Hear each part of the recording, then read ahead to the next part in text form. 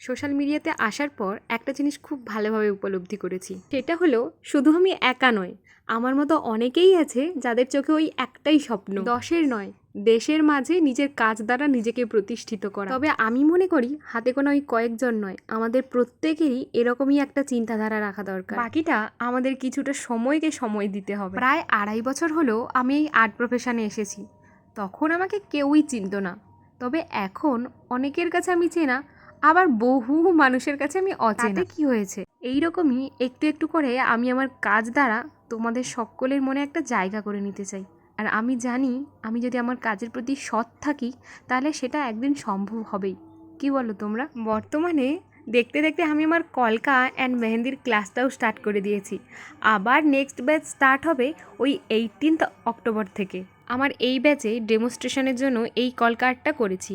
কেমন হয়েছে তোমরা অবশ্যই জানিও কিন্তু। টাটা।